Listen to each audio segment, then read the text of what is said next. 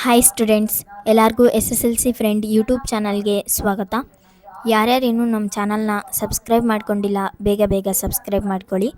ನಾನೀಗ already Kannada part 1 part 2 ಮತ್ತು ಮಾಡಿದ್ದೀನಿ. ಈಗ ಆಲ್ರೆಡಿ ಮ್ಯಾಥ್ಸ್ ಆಗಿರ್ಬೋದು ಅಥವಾ ಸೈನ್ಸ್ ಆಗಿರ್ಬೋದು, ಇದೇ ರೀತಿ ಎಲ್ಲ ಸಬ್ಜೆಕ್ಟ್ದೂ ನಾನು ಮಾಡ್ತಾಯಿದ್ದೀನಿ ವೀಡಿಯೋಸ್ನ. ಈ ನಿಮ್ಮ ಥರ್ಡ್ ಪ್ರಿಪ್ರೇಟ್ರಿ ಏನು ಎಕ್ಸಾಮ್ ನಡೀತಾ ಇದೆ ನೆಕ್ಸ್ಟ್ ವೀಕು, ಸೊ ಆ ವೀಕ್ಗೋಸ್ಕರ ನಾನು ಎಲ್ಲ ವೀಡಿಯೋಸ್ನು ಮಾಡ್ತಾಯಿದ್ದೀನಿ. ಸೊ ಇದು ನಾನು ಸ್ಕೋರಿಂಗ್ ಪ್ಯಾಕೇಜ್ನ 3 ಪಾರ್ಟ್ ಆಗಿ ಮಾಡಿದ್ದೀನಿ, ಪಾರ್ಟ್ 1 ಪಾರ್ಟ್ 2 ಪಾರ್ಟ್ 3 ಅಂತ. ಸೊ ಯಾರ್ಯಾರಿನ್ನೂ ಪಾರ್ಟ್ 2 ಮತ್ತು ಪಾರ್ಟ್ 1 ನೋಡಿಲ್ಲ ಬೇಗ ಹೋಗಿ ನೋಡಿ. ನಮ್ಮ ಚಾನಲ್ನ ಸಬ್ಸ್ಕ್ರೈಬ್ ಮಾಡ್ಕೊಳ್ಳಿ, ಯಾಕಂದರೆ ನಿಮಗೆ ನಾವೇನಾದರೂ ಹೊಸ ವೀಡಿಯೋ ಬಿಟ್ಟರೆ ನೋಟಿಫಿಕೇಷನ್ ಥರ ಬರುತ್ತೆ. ಸೊ ಅದನ್ನು ನೀವು ಪ್ರೆಸ್ ಮಾಡಿ ನಮ್ಮ ಚಾನಲ್ಗೆ ವಿಸಿಟ್ ಮಾಡ್ಬೋದು, ನಿಮಗೆ ಬೇಕಾಗಿರೋವಂಥ ವೀಡಿಯೋನ ನೋಡ್ಬೋದು. ಸೊ ನೀವು ಸಬ್ಸ್ಕ್ರೈಬ್ ಮಾಡಿಲ್ಲ ಅಂದರೆ ಸ್ವಲ್ಪ ನಿಮಗೆ ಕಷ್ಟ ಆಗುತ್ತೆ ನಮ್ಮ ಚಾನಲ್ ಸಿಗೋದು. ಸೊ ಅದಕ್ಕೋಸ್ಕರ ನೀವು ನಮ್ಮ ಚಾನಲ್ನ ಸಬ್ಸ್ಕ್ರೈಬ್ ಮಾಡ್ಕೊಳ್ಳಿ. ವಿಡಿಯೋನ ಪೂರ್ತಿಯಾಗಿ ನೋಡಿ, ಎಲ್ಲೂ ಸ್ಕಿಪ್ ಮಾಡಬೇಡಿ. ನಾನೀಗ ಆಲ್ರೆಡಿ 2 ವೀಡಿಯೋದಲ್ಲೂ ಕರೆಕ್ಟಾಗಿ ಹೇಳಿದ್ದೀನಿ, ಎಕ್ಸ್ಪ್ಲೇನ್ ಸಹ ಮಾಡಿದ್ದೀನಿ. ಈ 3ನೇ ವೀಡಿಯೋ ಸಹ ನಿಮಗೆ ತುಂಬ ಯೂಸ್ಫುಲ್, ಯಾಕಂದರೆ ಇದರಲ್ಲಿ ಟೋಟಲ್ ಎಲ್ಲ ಗ್ರಾಮರ್ ಸಹ ಕವರ್ ಆಗಿದೆ. ಸೊ ಬನ್ನಿ ನೋಡೋಣ, ಇವಾಗ ನಮ್ಮ ವೀಡಿಯೋನ ಸ್ಟಾರ್ಟ್ ಮಾಡೋಣ. ಅದಕ್ಕಿಂತ ಮುಂಚೆ ವಿಡಿಯೋ ಇಷ್ಟ ಆದರೆ ಲೈಕ್ ಮಾಡಿ ಪೂರ್ತಿ ವೀಡಿಯೋನ ನೋಡಿ. ಫಸ್ಟು ಅರೆ ಇರೆ ನೀಮು ಮಾಮು ಮೊಡ ನೋದಿ, ಇದು ಆ್ಯಕ್ಚುಲಿ ಹಳಗನ್ನಡ ಪೊಯಮು. ಸೊ ಅದಕ್ಕೋಸ್ಕರ ನೋಡಿ, ಇದು ಆಯ್ಕೆ ಯಾರು ಬರೆದಿದ್ದಾರೆ, ಯಾವುದರಿಂದ ಆಯ್ಕೆ ಮಾಡಲಾಗಿದೆ, ಆಮೇಲೆ ಯಾವ ಪೊಯಮಿಂದ. ಸೊ ಕೆಮ್ಮನೆ ಮೀಸ ಒತ್ತನೆ ಈ ಪೊಯಮಿಂದ ಆಯ್ಕೆ ಮಾಡಿದ್ದಾರೆ ನೋಡಿ. ನೆಕ್ಸ್ಟ್ ಬನ್ನಿ ನೋಡೋಣ. ನೋಡಿ, ನಿಮಗೆ ಒಂದು ಪೊಯಮ್ ಇರುತ್ತೆ, ಅಂದರೆ ಕಂಠಪಾಠ ಪೊಯಮು. ಸೊ ಆ ಕಂಠಪಾಠ ಪೊಯಮ್ಗೆ 4 ಮಾರ್ಕ್ಸ್ ಇರುತ್ತೆ. ಅದು ಯಾವುದಪ್ಪ ಅಂದರೆ, ಇವಾಗ ನೋಡಿ, ಫಸ್ಟು ಸಂಕಲ್ಪ ಗೀತೆಯಿಂದ 2 ಪೊಯಮ್ ಇದೆ, ಅಂದರೆ 2 ಪ್ಯಾರಾಗಳು. ಸೊ ಆ 2 ಪ್ಯಾರಾಗಳಲ್ಲಿ ನೀವು 1 ಪ್ಯಾರಾನ ಪರ್ಫೆಕ್ಟಾಗಿ ಕಲಿಬೇಕು. 1 ಪ್ಯಾರಾ ಕಲಿಯೋಕ್ಕಾಗಿಲ್ಲ ಅಂದರೆ ನೀವು 2 ಪ್ಯಾರಾನ ಕಲ್ತೀರಿ. ಬಿಕಾಸ್ ನಿಮಗೆ ಸ್ವಲ್ಪ ಇನ್ನೂ ಜಾಸ್ತಿ ಕಲಿಬಲ್ಲೆ ನಾನು ಅನ್ನೋರು 2 ಪ್ಯಾರಾನು ಕಲ್ತೀರಿ. ಬಿಕಾಸ್ ನಿಮಗೆ ತುಂಬ ಯೂಸ್ಫುಲ್ ಆಗುತ್ತೆ. ಮರ್ತೋದ್ರೆ ಇನ್ನೊಂದನ್ನು ಆರಾಮಾಗಿ ಬರೀಬೋದು. ಸೊ ಆ ರೀತಿ 2 ಪೊಯಮ್ನ ಕಲೀರಿ. ನಿಮಗೆ ಆಗಲ್ಲ ಅಂದರೆ 1 ಪೊಯಮ್ನ ಕಲೀರಿ. ನೆಕ್ಸ್ಟು ಕೌರವೇಂದ್ರನ ಕೊಂದೆ ನೀನುಯಿಂದ ನೋಡಿ, 2 ಪೊಯಮ್ ಇರುತ್ತೆ. ನಿಮಗೆ ಅದರಲ್ಲಿ ಆಪ್ಷನ್ ಇರುತ್ತೆ. ಒಂದು ಮೇಲೆ ಪೊಯಮ್ ಕೊಟ್ಟಿರ್ತಾರೆ, ಕೊರಳ ಸೆರೆ ಹಿಗ್ಗಿದವು, ಇದು ಕೊಟ್ಟಿರ್ತಾರೆ. ಕೆಳಗಡೆ ಆರ್ ಅಂತ ಕೊಟ್ಬಿಟ್ಟು ಮಾರಿ ಗೌತಣವಾಯಿತು ನಾಳಿನ ಭಾರತವು, ಈ ರೀತಿ ಕೊಟ್ಟಿರ್ತಾರೆ. ಸೊ ನೀವು 2ರಲ್ಲಿ 1ನ್ನ ಬರಿಬೋದು. ಸೊ ನೀವು ಪರ್ಫೆಕ್ಟಾಗಿ ಕಲೀರಿ, 1ನ್ನೇ ಕಲೀರಿ, ನಿಮಗೆ ಈಸಿ ಆಗುತ್ತೆ. ಈಗ ಆಲ್ರೆಡಿ ಇನ್ನೇನು ನಿಮ್ಮ ಫೈನಲ್ ಎಕ್ಸಾಮ್ ಬರುತ್ತೆ. ಸೊ ಅದಕ್ಕೋಸ್ಕರ ನೆಕ್ಸ್ಟು ವೀರಲವ ಕೂಡ 2 ಪೊಯಮ್ ಇದೆ ನೋಡಿ.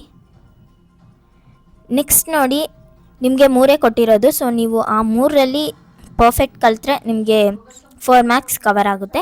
ನೆಕ್ಸ್ಟ್ ನೋಡಿ, ಪದ್ಯಭಾಗವನ್ನು ಓದಿ ಅರ್ಥ ಮಾಡಿಕೊಂಡು ಅಡಕವಾಗಿರುವ ಮೌಲ್ಯವನ್ನಾಧರಿಸಿ ಸಾರಾಂಶ ಬರೆಯುವುದು. ಸೊ ಸಾರಾಂಶ ಬರೀಬೇಕು ನೀವಿಲ್ಲಿ ನೋಡ್ಕೊಳ್ಳಿ. ತಪ್ಪಿಲ್ಲದಂತೆ ಬರೆದ ಪ್ರತಿ ಸಾಲಿಗೂ 1 ಅಂಕ. ಸೊ ನೀವು 4 ಲೈನ್ಸ್ ಬರೀಬೇಕು. ಫಸ್ಟ್ ನಿಮಗೆ ಒಂದು ಟ್ರಿಕ್ ಹೇಳ್ಕೊಡ್ತೀನಿ. ಇದರಲ್ಲಿ ಏನಪ್ಪ ಅಂದರೆ, ನೀವು ಯಾವ ಪೊಯಮ್ ಕೊಟ್ಟಿದ್ದಾರೆ ಆ ಪೊಯಮ್ ಕವಿ ಯಾರು ಅನ್ನೋದನ್ನು ಬರೀರಿ. ನೆಕ್ಸ್ಟು ಯಾವ ಪೊಯಮ್ ಅಥವಾ ಯಾವ ಕೃತಿ, ಯಾವ ಕವನ ಸಂಕಲನದಿಂದ ಆರಿಸಲಾಗಿದೆ ಅನ್ನೋದನ್ನು ಬರೀರಿ. ನೆಕ್ಸ್ಟು ಯಾವ ಪೊಯಮ್ ನಿಮ್ಮ ಒಂದು ಟೆಕ್ಸ್ಟ್ ಬುಕ್ಕಲ್ಲಿ ಯಾವ ಪೊಯಮಿಂದ ಈ ಸಾಲನ್ನು ಅಥವಾ ಈ ಒಂದು ಪ್ಯಾರಾನ ಆರಿಸಿದ್ದಾರೆ ಅನ್ನೋದನ್ನು ಬರೀರಿ. ಸೊ ನೀವು ಇಷ್ಟು ಬರೆದ್ರೆ ನಿಮ್ಗೆ ಆಲ್ರೆಡಿ 2 or 1 ಮಾರ್ಕ್ ಇದರಲ್ಲೇ ಕವರ್ ಆಗುತ್ತೆ.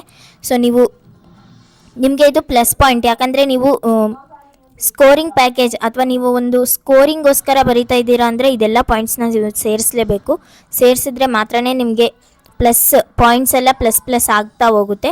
ಸೊ ಅದಕ್ಕೋಸ್ಕರ ಹೇಳ್ತಾ ಇರೋದು.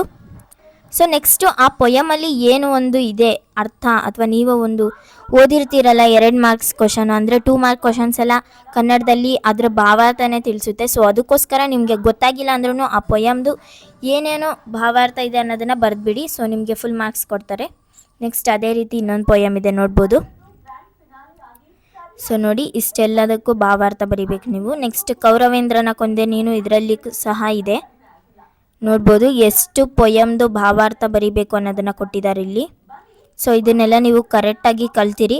ಅಥವಾ ನಿಮಗೆಲ್ಲ ಇದು ಬೇಡ ಅಂದರೆ ನೀವು ಮಾಡೆಲ್ ಪೇಪರ್ ಬಿಟ್ಟಿದ್ದೀನಿ ನಾನು ನನ್ನ ಚಾನಲಲ್ಲಿದೆ. ಒಂದು ಸಾರಿ ನನ್ನ ಚಾನಲ್ನ ಪ್ರೆಸ್ ಮಾಡಿ ನೋಡಿ. ಸೊ ನೀವು ಸ್ಕ್ರೋಲ್ ಮಾಡ್ತಾ ಹೋಗ್ತಾ ನಿಮಗೆ ಮಾಡೆಲ್ ಪೇಪರ್ ಸಿಗುತ್ತೆ. ನಾನಲ್ಲಿ ಹಾಕಿದ್ದೀನಿ ಮಾಡಲ್ ಪೇಪರ್ 1, ಮಾಡಲ್ ಪೇಪರ್ 2, ಮಾಡಲ್ ಪೇಪರ್ 3 ಆಲ್ ಸಬ್ಜೆಕ್ಟ್ನು ನಾನು ಪ್ರತಿ ಸಾರಿನೂ ಬಿಡ್ತಾ ಹೋಗಿದ್ದೀನಿ. ಸೊ ನೀವು ಅದರಲ್ಲಿರೋ ಈ ಥರ ಪೊಯಮ್ ಭಾವಾರ್ಥ ಅಂತ ಇರುತ್ತೆ. ಸೊ ನೀವು ಈಗ ಆಲ್ರೆಡಿ ಪ್ರಿಂಟೌಟ್ ತೆಗೆಸ್ಕೊಂಡಿದ್ರೆ ಆ 4ನ್ನೇ ಕಲೀರಿ. ಇಲ್ಲ ಅಂದರೆ ನೀವು ನಾನು ಕೊಡ್ತಿರೋ ಈ ಸ್ಕೋರಿಂಗ್ ಪ್ಯಾಕೇಜ್ನ ಕಲೀರಿ ಸಾಕು. ನೀವು ಮಾಡಲ್ ಪೇಪರು ಅಥವಾ ಇದನ್ನು ಕಲಿತ್ರೆ ನಿಮಗೆ ಪಕ್ಕ ನಿಮಗೆ 95+ ಸ್ಕೋರ್ ಆಗುತ್ತೆ. ಸೊ ನೋಡಿ ಆಲ್ ಪೊಯಮ್ದು ಇಲ್ಲಿ ಕೊಡ್ತಾ ಇದ್ದೀನಿ ನಾನು, ನೋಡ್ಕೊಳ್ಳಿ. ನೆಕ್ಸ್ಟು 8-10 ವಾಕ್ಯ. ಸೊ ಪೊಯಮಿಂದ ಒಂದು ಬರುತ್ತೆ, ಪಾಠದಿಂದ ಒಂದು ಬರುತ್ತೆ. ಸೊ ಪೊಯಮ್ ಅಂದರೆ ನೀವು ಒಂದು ನೆನ್ಪಿಟ್ಕೊಂಬಿಡಿ, ಶಬರಿದೆ ಬರೋದು. ಸೊ ನಾನು ಇಲ್ಲಿ ಗ್ಯಾರಂಟಿ ಕೊಡ್ತಾ ಇದ್ದೀನಿ, ಶಬರಿದು ನಿಮಗೆ 4 ಮಾರ್ಕ್ಸ್ಗೆ ಕ್ವಶನ್ ಬರುತ್ತೆ. ಶಬರಿ ಚಿಂತೆ ಹಿಂಗೆ ಹೋದ ಸಂದರ್ಭದ ಸ್ವಾರಸ್ಯವನ್ನು ಬರೆಯಿರಿ. ನೋಡಿ ಇನ್ನೊಂದಿದೆ, ಶ್ರೀರಾಮನ ದರ್ಶನದಿಂದ ತನ್ನ ಬಹುಕಾಲದ ಆಸೆಯನ್ನು ಶಬರಿ ಈಡೇರಿಸಿಕೊಂಡ ಬಗೆಯನ್ನು ಸಂಕ್ಷಿಪ್ತವಾಗಿ ವಿವರಿಸಿ. ಸೊ ಈ 2 ಪ್ರಶ್ನೆಯಲ್ಲಿ ಒಂದು ಪ್ರಶ್ನೆ ಬಂದೇ ಬರುತ್ತೆ. ಅಂದರೆ ನೀವು ಇವಾಗ ನೀವು ಮೇಲೆ ಓದ್ಕೋತೀರಾ ಅಂದರೆ ಮೇಲೆ ಓದ್ಕೊಳ್ಳಿ, ಪಕ್ಕ ಇದು ಬರುತ್ತೆ. ಅದಕ್ಕೆ ಆಪ್ಷನ್ ಆಗಿ ಇನ್ನೊಂದು ಪ್ರಶ್ನೆ ಇದಿರುತ್ತೆ. ಸೊ ನೀವು ಯಾವುದನ್ನು ಬೇಕಾದರೂ ಇದೆರಡರಲ್ಲಿ ಒಂದು ಓದ್ಕೊಳ್ಳಿ. ಸೊ ನೋಡಿ ನಾನು ಈ ರೀತಿ ಹೇಳ್ತಾ ಇದ್ದೀನಿ ಅಂದರೆ ನೀವು ಅದನ್ನು ಓದ್ಕೊಳ್ಳೇಬೇಕು, ಬಿಕಾಸ್ 4 ಮಾರ್ಕ್ಸ್ ಬರುತ್ತೆ ಇದರಲ್ಲಿ. ಸೊ ಅದು ಶಬರಿ ಪಾಠದಿಂದನೇ ಬರುತ್ತೆ. ಸೊ ಅದಕ್ಕೋಸ್ಕರ ನೀವು ಇದೆರಡರಲ್ಲಿ ಒಂದು ಕನ್ಫರ್ಮ್ ಆಗಿ ಬರುತ್ತೆ, ಓದ್ಕೊಳ್ಳಿ. ಸೊ ವಿಡಿಯೋನ ಪೂರ್ತಿ ನೋಡಿ ಅಂತ ಹೇಳೋದು ಇದಕ್ಕೇನೆ, ನೀವು ಎಲ್ಲೂ ಮಿಸ್ ಮಾಡಬೇಡಿ ಅಂತ ಹೇಳೋದು ಇದಕ್ಕೇನೆ. ಸೊ ನೋಡಿ ನೆಕ್ಸ್ಟು, ನಂಬಿ ಕೆಟ್ಟವರಿಲ್ಲ ಎಂಬ ಮಾತು ಶಬರಿಯ ಪಾಲಿಗೆ ಹೇಗೆ ನಿಜವಾಗಿದೆ? ತಾಳಿದವನು ಬಾಳಿಯಾನು ಎಂಬ ಮಾತು ಶಬರಿಯ ಪಾಲಿಗೆ ನಿಜವಾದ ಬಗೆಯನ್ನು ನಿಮ್ಮ ಮಾತುಗಳಲ್ಲಿ ಬರೆಯಿರಿ. ಸೊ ನೋಡಿ ಆನ್ಸರ್ ಈ ರೀತಿ ಇದೆ. ನೀವಿಷ್ಟನ್ನು ಆ 4 ಪ್ರಶ್ನೆಗಳನ್ನೇ ಓದ್ಕೊಳ್ಳಿ, ನಿಮಗೆ 4 ಮಾರ್ಕ್ಸ್ ಬಂದೇ ಬರುತ್ತೆ. ನೆಕ್ಸ್ಟು ಪೊಯಮ್ಗೆ ಬಂದರೆ ಸಂಕಲ್ಪ ಗೀತೆ. ಸೊ ನಿಮಗೆ ಯಾವುದೇ ಒಂದು ಪೊಯಮ್ ಕೊಟ್ಟರು ಅದರ ಭಾವಾರ್ಥ ಏನಿದೆ, ನೀವು ಇಂಗ್ಲೀಷಲ್ಲಿ ಸಮ್ಮರಿ ಅಂತ ಏನು ಹೇಳ್ತೀರಾ ಅದನ್ನೇ ಕನ್ನಡದಲ್ಲಿ ಆ ಒಂದು ಪಾಠಕ್ಕೆ ಸಮ್ಮರಿ ಅಥವಾ ಲಾಂಗ್ ಕ್ವಶನ್ ಇರುತ್ತೆ, ಅದರಲ್ಲಿ ಏನು ಉತ್ತರ ಇರುತ್ತೆ ಅದನ್ನೇ ಬರೆದ್ಬಿಡಿ. ನೋಡಿ ಸಂಕಲ್ಪ ಗೀತೆ ಅಂದ ತಕ್ಷಣ ಇದ್ರ ಭಾವಾರ್ಥ ಬರೆದ್ಬಿಡಿ. ಯಾವುದೇ ಪ್ರಶ್ನೆ ಬಂದರೂ ಅದರ ಭಾವಾರ್ಥ ಬರೆದ್ರೆ ನಿಮಗೆ ಫುಲ್ ಮಾರ್ಕ್ಸ್ ಕವರ್ ಆಗುತ್ತೆ. ನೆಕ್ಸ್ಟ್ ನೋಡಿ, ಕೌರವೇಂದ್ರನ ಕೊಂದೆ ನೀನು. ನೋಡಿ ಇದು ಸಹ ನೆಕ್ಸ್ಟು, ಪಾಂಡವರು ಸಹೋದರರೆಂದು ತಿಳಿದಾಗ ಕರ್ಣನ ಮನದಲ್ಲಿ ಮೂಡಿದ ಭಾವನೆಗಳನ್ನು ನಿಮ್ಮ ಮಾತುಗಳಲ್ಲಿ ಬರೆಯಿರಿ. ನಿಮಗೆ ಇದರಲ್ಲಿ ಈ ಒಂದು ಇಂಪಾರ್ಟೆಂಟ್ ಕ್ವಶನ್ ಹೇಳ್ತೀನಿ, ಇದೆ ನೋಡಿ. ಶ್ರೀಕೃಷ್ಣನು ಕರ್ಣನಿಗೆ ಒಡ್ಡಿದ ಆಮಿಷಗಳನ್ನು ಸಂಗ್ರಹಿಸಿ ಬರೆಯಿರಿ. ಅಂದರೆ ಶ್ರೀಕೃಷ್ಣನು ಕರ್ಣನಿಗೆ ಒಡ್ಡಿದ ಆಮಿಷಗಳನ್ನು ಬರೆಯಿರಿ. ಸೊ ಇದನ್ನು ಹೇಳ್ತಾರೆ. ಸೊ ನೀವು ಅದು ಇಂಪಾರ್ಟೆಂಟ್ ಕ್ವಶನು, ಸೊ ಅದನ್ನು ಬರೀರಿ. ನೆಕ್ಸ್ಟು, ವೀರಲವೆಯಿಂದ ಲವನು ಯಜ್ಞಾಶ್ವವನ್ನು ಕಟ್ಟಲು ಕಾರಣವೇನು? ಸೊ ನೋಡಿ ಯಾಕೆ ಅಂದರೆ ಅದರಲ್ಲಿ ಇದು ಬರೆದಿರುತ್ತೆ, ಅದಕ್ಕೋಸ್ಕರ ನೋಡ್ಬೋದು ನೀವು. ಅದೇ ರೀತಿ ಬೇರೆ ಪ್ರಶ್ನೆಗಳಿದೆ. ನೆಕ್ಸ್ಟ್ ಬನ್ನಿ ನಮ್ಮ ಒಂದು ಗ್ರಾಮರ್ಗೆ ಹೋಗೋಣ. ನೆಕ್ಸ್ಟು ಪತ್ರಲೇಖನ. ನೋಡಿ 5 ಮಾರ್ಕ್ಸ್ಗೆ ಇರುತ್ತೆ ನಿಮಗೆ. ವೈಯಕ್ತಿಕ ಮತ್ತು ಖಾಸಗಿ ಪತ್ರ ಕೊಟ್ಟಿರ್ತಾರೆ, ಎರಡೂ ಆಪ್ಷನಲ್ ಆಗಿ ಕೊಡೋದು. ವೈಯಕ್ತಿಕನಾದರೂ ಬರೀಬೋದು ನೀವು, ಖಾಸಗಿನಾದರೂ ಬರೀಬೋದು. ಸೊ ನಿಮಗೆ ಖಾಸಗಿ ಕನ್ನಡದಲ್ಲಿ ತುಂಬ ಈಸಿ ಅನಿಸುತ್ತೆ, ಬಿಕಾಸ್ ನೀವು ವೈಯಕ್ತಿಕಗಾದರೆ ತಂದೆಯವರಿಗೆ ತೀರ್ಥ ರೂಪರವರಿಗೆ ಅಂತ ಬರಿಬೇಕಾಗುತ್ತೆ. ನೆಕ್ಸ್ಟು ಚಿಕ್ಕಪ್ಪ, ದೊಡ್ಡಪ್ಪ, ಮಾವ, ಅಣ್ಣ ಇತ್ಯಾದಿ ಇವರಿಗೆಲ್ಲರಿಗೂ ಪೂಜ್ಯರಾದ ಅಥವಾ ತೀರ್ಥರೂಪ ಸಮಾನರಾದ, ಈ ರೀತಿ ಇದೆಲ್ಲ ನಿಮಗೆ ಕನ್ಫ್ಯೂಸಿಂಗ್ ಆಗಿರುತ್ತೆ. ಸೊ ನೀವು ನನ್ನ ಪ್ರಕಾರ ನೀವು ವೈಯಕ್ತಿಕ ಬದಲು ಖಾಸಗಿ ಪತ್ರ ಕನ್ನಡದಲ್ಲಿ ಬರೆಯೋದು ತುಂಬ ಯೂಸ್ಫುಲ್. ನೋಡಿ ಇಲ್ಲಿ ಕೊಟ್ಟಿದ್ದಾರೆ, ಮಾತೃಶ್ರೀ ಅಂದರೆ ಅಮ್ಮಂಗೆ ಬರಿತಾ ಇರೋದು. ಸೊ ಅಮ್ಮಂಗೆ ಬರಿತಾ ಇರೋ ಲೆಟರ್ ಈ ರೀತಿ ಇದೆ. ಸೊ ನೆಕ್ಸ್ಟ್ ನೋಡೋಣ, ವ್ಯಾವಹಾರಿಕ. ಸೊ ವ್ಯಾವಹಾರಿಕ ನಾರ್ಮಲ್ ನಿಮಗೆಲ್ಲರಿಗೂ ಗೊತ್ತೇ ಇದೆ. ಫಸ್ಟು ನೀವೇನಾಗ್ತೀರಾ, ನಿಮ್ಮ ಒಂದು ಅಡ್ರೆಸ್ ಹಾಕ್ತೀರಾ. ನೆಕ್ಸ್ಟು ಯಾರಿಗೆ ಬರಿತಾ ಇದ್ದೀರಾ ಅನ್ನೋದನ್ನು ಹಾಕ್ತೀರಾ. ನೆಕ್ಸ್ಟ್ ಮಾನ್ಯರೇ ಅನ್ನೋದನ್ನು ಸೇರಿಸ್ತೀರಾ. ನೆಕ್ಸ್ಟ್ ವಿಷಯ ವಿಸ್ತಾರ, ಹಂಗೆ ಮುಂದೆ ಹೋಗ್ತಾ ಹೋಗುತ್ತೆ. ಸೊ ಖಾಸಗಿ ತುಂಬ ಈಸಿ. ಸೊ ನೀವು ಇಲ್ಲಿ ನೋಡ್ಬೋದು, ಒಂದು ಉದಾಹರಣೆ ಸಹಿತ ಕೊಟ್ಟಿದ್ದಾರೆ. ಸೊ ನೋಡಿ, ಫಸ್ಟು ನಮ್ಮ ಅಡ್ರೆಸ್ಸು, ಆಮೇಲೆ ಯಾರಿಗೆ ಬರಿತಾ ಇದ್ದೀವಿ ಅನ್ನೋದು, ಮಾನ್ಯರೇ, ವಿಷಯ, ನೆಕ್ಸ್ಟು ಅದ್ರ ಬಗ್ಗೆ ಬರೆಯೋದು, ವಿಷಯನ ವಿಸ್ತರಿಸಿ ಬರೆಯೋದು. ನೆಕ್ಸ್ಟು ವಂದನೆಗಳೊಂದಿಗೆ. ನೋಡಿ ನಿಮಗೆ ಇಲ್ಲಿ ಇನ್ನೊಂದು ಏನಪ್ಪ ಅಂದರೆ, ಈ ಪಾಯಿಂಟ್ನ ಬಿಟ್ಬಿಡಿ, ಇದು ಆ್ಯಕ್ಚುಲಿ ಅಷ್ಟೇನಿಲ್ಲ. ನೆಕ್ಸ್ಟು ಇಂತಿ ತಮ್ಮ ವಿಶ್ವಾಸಿ. ಸೊ ಇಲ್ಲಿ ವಂದನೆಗಳೊಂದಿಗೆ ಇಂತಿ ತಮ್ಮ ವಿಶ್ವಾಸಿ. ಸೊ ಇಷ್ಟು ಬರೆದ್ರೆ ಸಾಕು, ನಿಮಗೆ ಪೂರ್ತಿ ಮಾರ್ಕ್ಸ್ ಬರುತ್ತೆ, 5 ಮಾರ್ಕ್ಸು. ನೆಕ್ಸ್ಟು ನೋಡ್ಬೋದು, ಇಲ್ಲಿ ಉದಾಹರಣೆಗಳಾಗಿ ಕೊಟ್ಟಿದ್ದಾರೆ.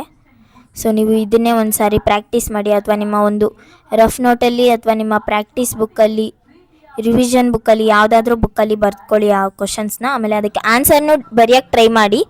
ಸೊ ನೆಕ್ಸ್ಟ್ ನೋಡೋಣ, ರಾಷ್ಟ್ರೀಯ ಹಬ್ಬಗಳ ಮಹತ್ವ. ನೋಡಿ, ಪ್ರಬಂಧ ಬರೆಯೋದು. ಪ್ರಬಂಧ ನಿಮಗೆ ಫುಲ್ ಲಾಂಗ್ ಆಗಿ ಬರೀರಿ. ಪೀಠಿಕೆ, ವಿಷಯ ವಿಸ್ತಾರ, ಆಮೇಲೆ ಉಪಸಂಹಾರ, ಇದೆಲ್ಲ ಪಾಯಿಂಟ್ಸ್ನ ನೀವು ಒಂದು ಪಾಯಿಂಟ್ ಔಟ್ ಮಾಡಿ ಬರೆದ್ರೆ ಆವಾಗ ನಿಮಗೆ ಫುಲ್ ಮಾರ್ಕ್ಸ್ ಸಿಗುವಂಥ ಸಾಧ್ಯತೆಗಳಿರುತ್ತೆ. ಆಲ್ಮೋಸ್ಟ್ ಆಲ್ ನೀವು ಇದನ್ನೆಲ್ಲ ಬರೆದಿಲ್ಲ ಅಂದರೆ 4 ಮಾರ್ಕ್ಸ್ ಅಂತೂ ಕೊಟ್ಟೇ ಕೊಡ್ತಾರೆ. ನೀವು ಪೀಠಿಕೆ, ವಿಷಯ ನಿರೂಪಣೆ, ಉಪಸಂಹಾರ ಅಂತ ಬರೆದ್ರೆ ನಿಮಗೆ 5 ಮಾರ್ಕ್ಸ್ ಫುಲ್ ಕವರ್ ಆಗುತ್ತೆ. ಸೊ ಬನ್ನಿ ನೋಡೋಣ. ನೋಡಿ, ರಾಷ್ಟ್ರೀಯ ಹಬ್ಬಗಳ ಮಹತ್ವದ ಬಗ್ಗೆ ಇದೆ, ಉಪಸಂಹಾರ ಎಲ್ಲ ಕೊಟ್ಟಿದ್ದಾರೆ. ನೋಡಿ, ಗ್ರಂಥಾಲಯಗಳ ಮಹತ್ವ ಕೊಟ್ಟಿದ್ದಾರೆ ಇಲ್ಲಿ. ಸೊ ನೋಡ್ಬೋದು ನೀವಿಲ್ಲಿ. ಸಾಮಾಜಿಕ ಪಿಡುಗುಗಳು ನೋಡಿ, ರಾಷ್ಟ್ರೀಯ ಭಾವೈಕ್ಯತೆ, ಪ್ರಾಚ್ಯ ಸ್ಮಾರಕಗಳ, ಸ್ವಚ್ಛ ಭಾರತ ಅಭಿಯಾನ, ಗ್ರಾಮ ಸ್ವರಾಜ್ಯ, ತ್ಯಾಜ್ಯ ವಸ್ತು ನಿರ್ವಹಣೆ, ಎಲ್ಲದನ್ನು ಕೊಟ್ಟಿದ್ದಾರೆ. ಸೊ ನೀವು ಇಷ್ಟನ್ನೇ ಓದ್ಕೊಂಡ್ರೆ ಸಾಕು. ನಿಮಗೆ ಯಾವುದೇ ರೀತಿ 10th ಸ್ಕೋರಿಂಗ್ ಮಾಡ್ತೀನಿ ಅನ್ನೋರಿಗೆ ಬೇರೆ ಒಂದು PDF ಬೇಕಾಗಿಲ್ಲ, ಇಷ್ಟೇ ಸಾಕು ನಿಮಗೆ. ಸೊ ಬನ್ನಿ ನೆಕ್ಸ್ಟು, ನಿಮಗೆ ಒಂದು ವಾಕ್ಯದ ಪ್ರಶ್ನೆಗಳು ಅಥವಾ ನಿಮಗೆ ಈ ಪ್ರಶ್ನೆಗಳು ಸ್ಮಾಲ್ ಕ್ವಶನ್ಸು ಅಥವಾ ಗ್ರಾಮರ್ ಪಾಯಿಂಟ್ಸ್ ಏನಿದೆ ನಿಮ್ಮ ಒಂದು ಕನ್ನಡ ಫುಲ್ ಕ್ವಶನ್ ಪೇಪರಲ್ಲಿ, ಅದು ಯಾವ್ದು ಬರುತ್ತೆ ಅನ್ನೋದನ್ನು ನೋಡೋಣ. ಫಸ್ಟ್ ಕನ್ನಡ ವರ್ಣಮಾಲೆ ನಾನು ಮೊದಲೇ ಸ್ಟಾರ್ಟ್ ಮಾಡಬೇಕಾದ್ರೆ ಪಾರ್ಟ್ 1 ವಿಡಿಯೋದಲ್ಲೇ ಹೇಳಿದ್ದೆ, ಇದು ಬರುತ್ತೆ ಅಂತಂದ್ಬಿಟ್ಟು. ಸೊ ಕನ್ನಡ ವರ್ಣಮಾಲೆಯಿಂದ ಒಂದಂತೂ ಬಂದೇ ಬರುತ್ತೆ. ಸೊ ನೆಕ್ಸ್ಟು ವಾಕ್ಯ ಪ್ರಭೇದಗಳು, ಇದರಿಂದನೂ ಒಂದು ಬರುತ್ತೆ. ನೆಕ್ಸ್ಟು ದ್ವಿರುಕ್ತಿ, ಜೋಡು ನುಡಿ, ಅನುಕರಣ ಅವ್ಯಯ, ಅವ್ಯಯಗಳು, ಲೇಖನ ಚಿಹ್ನೆಗಳು, ಆಮೇಲೆ ನಾಮವಾಚಕಗಳು, ಕೃದಂತಗಳು, ತದ್ದಿತಾಂತಗಳು, ತತ್ಸಮ ತದ್ಭವಗಳು, ದೇಶ ಪದಗಳು, ಹಳಗನ್ನಡ ಮತ್ತು ಹೊಸಗನ್ನಡ ವಿಭಕ್ತಿಗಳು. ಸೊ ನಾನಿವಾಗ ನಿಮಗೆ ಹೇಳಿದ್ದೆ ಹಳೆಗನ್ನಡ ಮತ್ತು ಹೊಸಗನ್ನಡ ವಿಭಕ್ತಿಗಳು ಬರುತ್ತೆ ಅಂತ. ಸೊ ನೋಡಿ ಒಂದು ಸಾರಿ ಓದ್ಕೊಳ್ಳಿ ಅದನ್ನು ಕರೆಕ್ಟಾಗಿ, ಅದಂತೂ ಪಕ್ಕ ಬಂದೇ ಬರುತ್ತೆ. ನೆಕ್ಸ್ಟ್ ನೋಡೋಣ, ಸಂಧಿಗಳು, ಕ್ರಿಯಾಪದ, ಸಮಾಸಗಳು, ಅರ್ಥರೂಪದ ಕ್ರಿಯಾಪದಗಳು, ಗ್ರಾಂಥಿಕ ರೂಪಗಳು. ಸೊ ಈ ರೀತಿ ನಿಮ್ಮ ಒಂದು ಫುಲ್ ಸಿಲೆಬಸ್ ಇದರಲ್ಲಿ ಕವರ್ ಆಗಿದೆ. ಸೊ ಯಾರ್ಯಾರು ನಮ್ಮ ವಿಡಿಯೋನ ಪೂರ್ತಿಯಾಗಿ ನೋಡಿದ್ದೀರಾ, ಥ್ಯಾಂಕ್ ಯು ಸೋ ಮಚ್. ಇದೇ ರೀತಿ ನಮ್ಮ ವೀಡಿಯೋಸ್ನ ನೋಡ್ತಾ ಇರಿ. ನಾನು ನಿಮಗೆ ಪ್ರಿಪ್ರೇಟ್ರಿ 3ಗೆ ಅಥವಾ ನಿಮ್ಮ ಫೈನಲ್ ಎಕ್ಸಾಮ್ಗೆ ಏನೇನು ನಿಮ್ಮ 10th ಫುಲ್ ಸಿಲೆಬಸ್, ನಿಮ್ಮ 10th ಈ ಇಯರ್ಗೆ ಏನೇನು ಬೇಕಾಗುತ್ತೆ ಎಲ್ಲ ವೀಡಿಯೋಸ್ನು ನಾನು ಬಿಡ್ತಾ ಹೋಗ್ತೀನಿ. ಸೊ ಅದಕ್ಕೋಸ್ಕರ ಚಾನಲ್ ಸಬ್ಸ್ಕ್ರೈಬ್ ಮಾಡ್ಕೊಂಡಿಲ್ಲ ಅಂದರೆ ಮಾಡ್ಕೊಳ್ಳಿ. ವಿಡಿಯೋ ಇಷ್ಟ ಆದರೆ ಲೈಕ್ ಮಾಡಿ. Thank you so much for watching.